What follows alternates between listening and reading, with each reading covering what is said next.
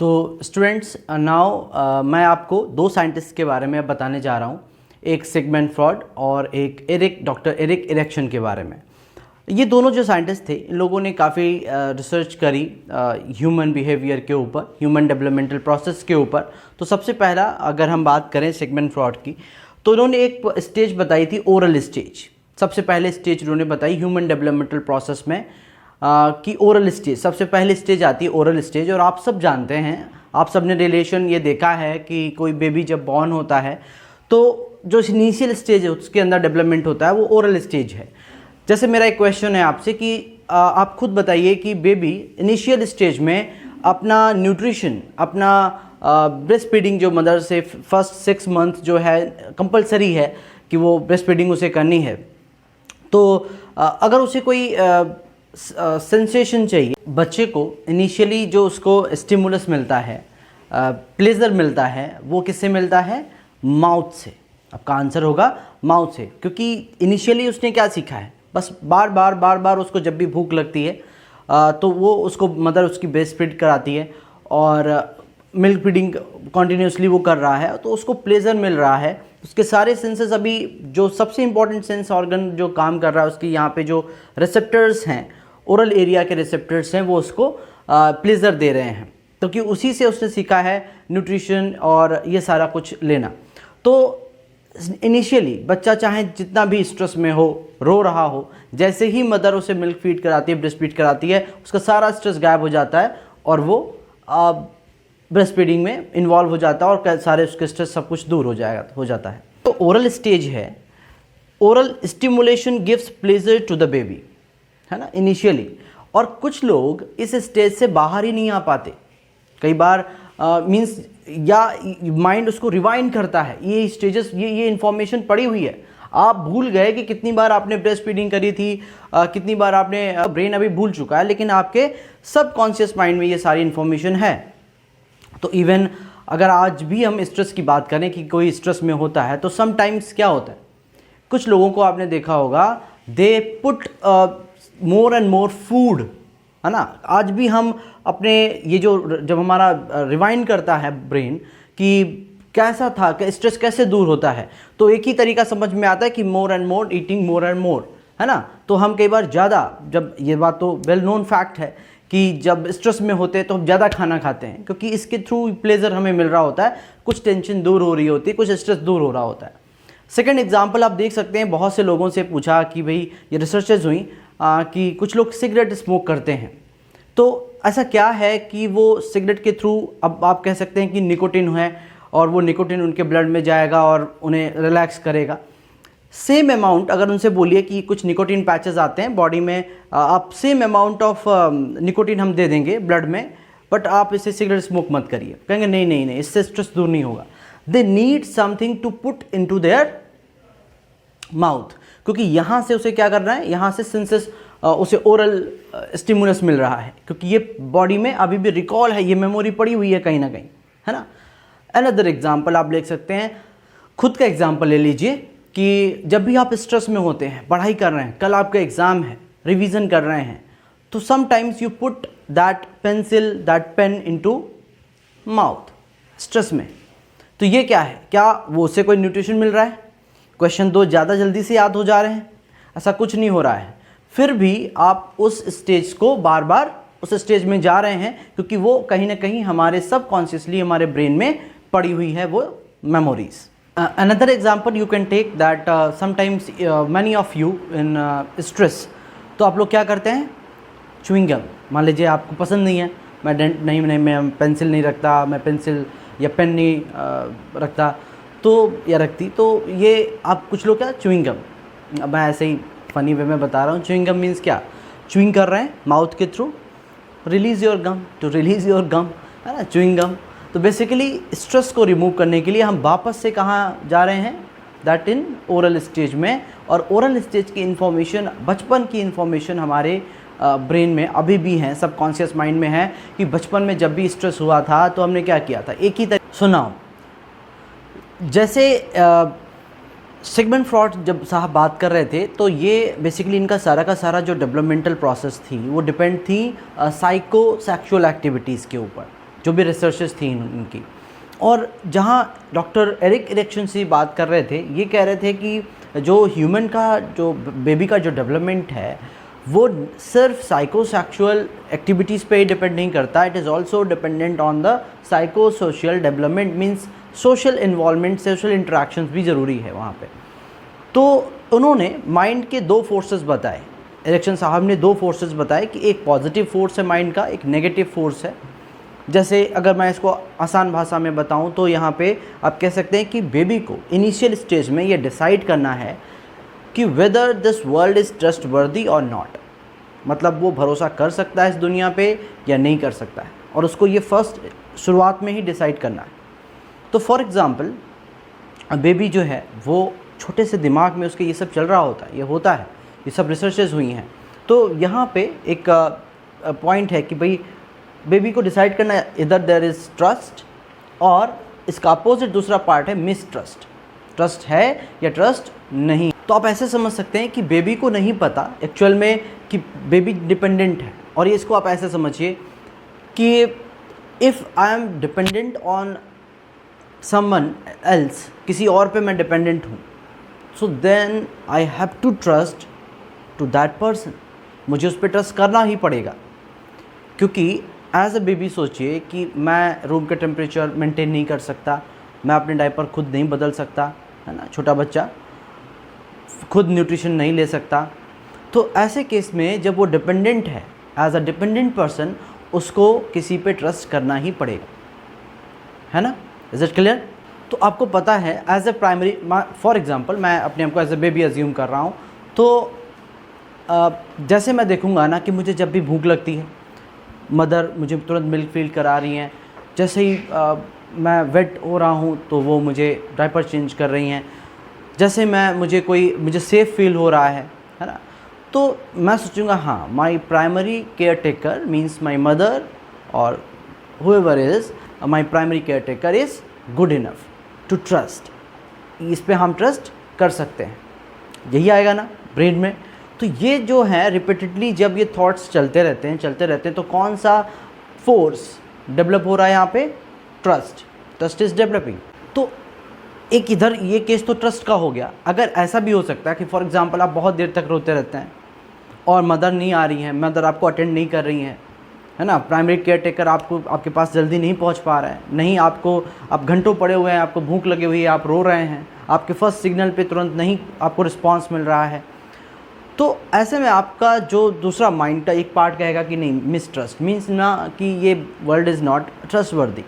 तो पूरा साल जो फर्स्ट ईयर है बर्थ के बाद का, वो स्ट्रगल चलता ही रहता है, इधर आई हैव टू ट्रस्ट और नॉट टू ट्रस्ट और मिसट्रस्ट, ये प्रोसेस चलता ही रहता है। तो जब ये प्रोसेस होता है कि ट्रस्ट करना है, ट्रस्ट नहीं करना है, और फाइनल एक डिसीज़न बच्चा बना लेता है, क्योंकि ये डिपेंड करता है कि उसे सबसे ज़्यादा क्या मिला इनिशियली। अगर उसे ट्रस्ट मिला है, उसको केयर मिली है, उसको हर स्टेप पे सेफ फील हुआ है, तो ऑब्वियसली वो ट्रस्ट करेगा या करेगी।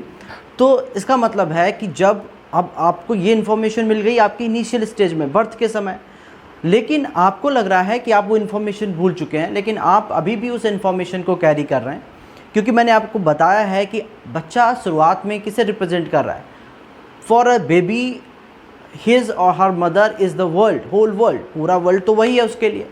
तो नाउ कई बार वर्स्ट सिनेरियो में भी जब आप बड़े हो गए हैं, कई बार आपको अभी भी लगता है कि नाउ यू कैन ट्रस्ट, आप ट्रस्ट कर सकते हैं ह्यूमन रेस पे, मानव समाज पे, ह्यूमन रेसेस पे आप ट्रस्ट कर सकते हैं, लोगों पे विश्वास कर सकते हैं। वर्स्ट केस सिनेरियो में भी आपको लगता है कि नहीं, कुछ तो होगा, कुछ बेटर होगा, जिसको आप कहते हैं ना, ये आदमी हमेशा पॉजिटिव ही रहता है। ऐसा कैसे? ये हर चीज़ में पॉजिटिव ही सोचता है, कुछ का उल्टा होता है ना, कुछ भी। तो ये मतलब ऐसा नहीं है कि ये एक दिन में डेवलप हुआ है। तो अभी बहुत मज़ेदार यहाँ पे कॉन्सेप्ट है कि जब बेबी को फॉर एग्ज़ाम्पल मुझे खूब केयर मिली, है ना, इनिशियल स्टेज में, तो मैंने एक अपने अंदर ट्रस्ट इशू मेरे अंदर डेवलप हो गया कि भाई ये जो मैं दुनिया पे भरोसा कर सकता हूँ। क्योंकि शुरुआत में मुझे पता था कि जैसे मैंने पहला सिग्नल दिया, बच्चे के लिए सिग्नल क्या है? To cry. जैसे ही बेबी रो रहा है, मदर इमिडिएटली उसे अटेंड कर रही है, वट एवर देयर नीड वो फुलफ़िल कर रही है, तो इस केस में एक रिवॉर्ड हमें मिलता है। ये जो ट्रस्ट अगर हमने एक बेबी के अंदर डेवलप हुआ है उसके इनिशियल डेवलपमेंट में, तो एक रिवॉर्ड उसे पूरी लाइफ मिलता है। उस रिवॉर्ड का नाम पता है क्या है आपको? That reward is basically hope. उसे क्या बोलेंगे? क्योंकि ये होप जो एक बहुत बड़ा रिवार्ड है। समटाइम्स इतना ज़्यादा वर्स्ट के बाद लाइफ इज़ वेरी हार्ड, है ना, सब कभी ना कभी ऐसा होता है, एक जैसा नहीं होता है जीवन। पर्सन होपफुल होता है, आसानी से वो अपनी लाइफ में किसी भी कठिन परिस्थिति से बाहर आ सकता है ना। होपलेसनेस हो गई मतलब कोई उम्मीद ही नहीं है, अब खुद से ही कहते हैं ना, मन के हारे हार है, मन के जीते जीत। तो ये ऐसे नहीं कहा गया। और ये मन, माइंड की ही हम बात कर रहे हैं, सबकॉन्शियस माइंड, ये वहीं पड़ा हुआ है। तो मन के हारे हार का मतलब वही कि जब आपका होप ही नहीं है, मीन्स कि बच्चे ने बचपन में क्या डेवलप हुआ है उसकी बॉडी के अंदर? मिसट्रस्ट। Is it clear? ऐसे केस में अब आपको ये पता है कि मान लेते कोई बच्चा, मैं एग्जांपल से समझाने की कोशिश करता हूँ। एक बच्चा है जो कि आपकी क्लास में 2 बच्चे हैं, एक मान लेते हैं कोई एग्जांपल ए है, एक बी है ना। तो जब भी कोई ऐसी सिचुएशन इनिशियल स्टेज में, इनिशियल डेवलपमेंट की वजह से उसके लाइफ में उस बच्चे में मिसट्रस्ट डेवलप हो गया है ना। तो ऐसे केस में फॉर एग्जांपल एक बार बच्चा मान लेते वो फेल हो गया एग्ज़ाम में, तो वो क्या हो जाएगा? होपलेस। और अगर वो एक बार होपलेस हुआ तो क्या वो उस होपलेस की कंडीशन में और ज़्यादा मेहनत करेगा और पढ़ाई कर पाएगा? नहीं कर पाएगा। एंड ही और शी विल अगेन फेल। और सिर्फ ये पढ़ाई के ही केस की बात नहीं है, लाइफ में कभी भी ऐसा, जब लव रिलेशन की बात होगी या फिर जब भी उसके करियर की बात होगी, उसके प्रोफेशनल लाइफ की बात होगी, किसी भी सिचुएशन में लाइफ के, वो एक बार अगर उसको कोई ऐसा फेलियर मिलता है तो वो लाइफ टाइम उससे बाहर नहीं आ पाएगा, होपलेस हो जाएगा। सो दिस इज़, और आप देखते हैं यही पर्सनालिटी की तो बात करो, यही तो पर्सनालिटी डेवलपमेंट। तो यही बेसिकली जो पर्सनालिटी है, आप कई सारे फ्रेंड्स होंगे आपके, तो आपको कई बार उनको लगता है नहीं, जिन्होंने ये ट्रस्ट डेवलप किया हुआ है, ट्रस्ट है जिसके अंदर, है ना, और जिसके अंदर होप डेवलप हो गई है बचपन से ही, तो उसे क्या, कितनी भी सिचुएशंस होती हैं ख़राब, कितनी भी बैड सिचुएशंस में उसे पता है कि नहीं, आज नहीं तो कल ये बेटर होगा।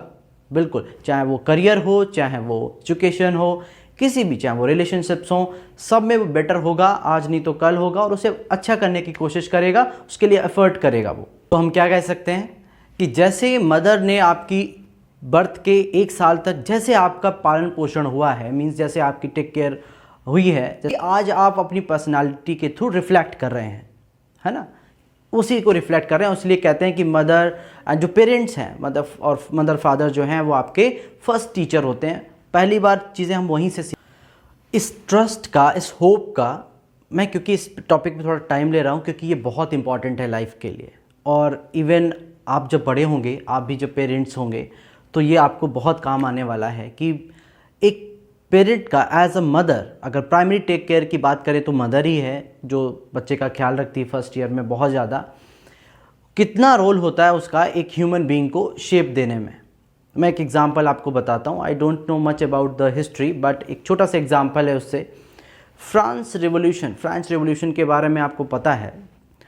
तो उस टाइम पे बताते हैं कि जो मिडिल क्लास और जो लोअर क्लास लोग थे, उन्होंने एक रिवॉल्यूशन, एक क्रांति उन्होंने शुरू करी तो अगेंस्ट द जो अपर क्लास थी, सबसे हायर क्लास थी सोसाइटी की, उसके साथ। तो सारे लोगों ने मिलके, और बहुत ब्लड स्लेड हुआ, कट थ्रोट बेसिकली लोग मारे गए।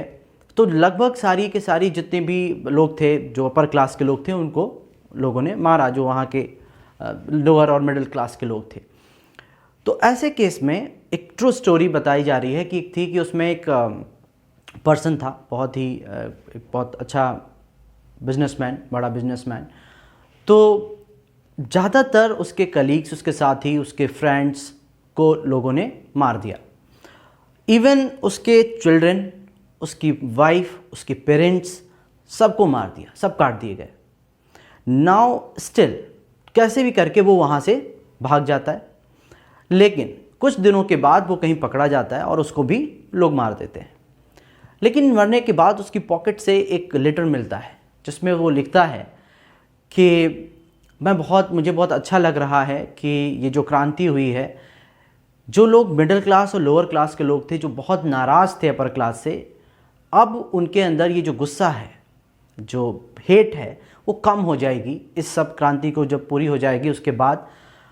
तो इवन इन दिस सिचुएशन कि उसका कोई नहीं बचा, उसकी फैमिली में कोई नहीं बचा, वो अकेला था और सब कुछ खोने के बाद भी वो इस होप में था कि कुछ बेटर होगा, और जब ये लोग ऐसा सब कुछ कर चुके होंगे, ये क्रांति ख़त्म हो जाएगी, तो ये जो मिडिल क्लास के और लोअर क्लास के लोग हैं ये फ्रांस के लिए कुछ अच्छा करेंगे और बेटर से बनाएंगे। तो इन सब चीज़ों का जो ये लेटर उसने लिखा बिल्कुल लास्ट मोमेंट पे, मरने से एक रात पहले, कहते हैं कि वो किसका रिजल्ट है। अगर आप देखें तो किसको रिफ्लेक्ट कर रहा है, इसका सारा क्रेडिट उसकी मदर को जाता है ना। क्योंकि अगर उसने उनकी उस पर्सन की मदर ने अगर उसको ऐसी परवरिश नहीं दी होती, ऐसे नहीं टेक केयर किया होता, ये ट्रस्ट डेवलप नहीं हुआ होता, तो ये होप नहीं होती, और होप नहीं होती तो कितना होपलेस होकर पहले ही पकड़ गया होता और मारा गया होता। So this is the way कि कितना इन्फ्लुएंस करता है ये जो इनिशियल जो चाइल्डहुड स्टेज होती है वो कितनी इंपॉर्टेंट होती है। और वहीं एक तरफ एक छोटे से एग्ज़ाम में कुछ मार्क्स कम आ गए, होपलेस हो गए, तो ये इनिशियल डेवलपमेंट का ही रिजल्ट है।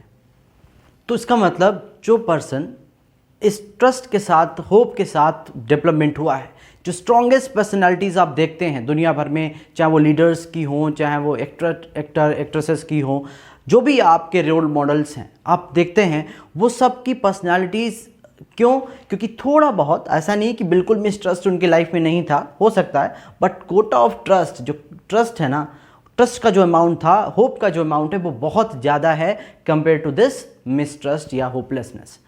तो इससे उनकी पर्सनालिटी जो है वो दिख के आती है, निखर के आती है, बाहर दुनिया को दिखती है कि ये कितना स्ट्रांग पर्सन है, किस सिचुएशन में भी किस तरीके से। और इसीलिए हम सब अलग अलग सिनेरियो में, अलग अलग बेसिकली अलग अलग पर्सन एक ही सिनेरियो में, एक ही सिचुएशन में अलग अलग तरीके से रिएक्ट करते हैं।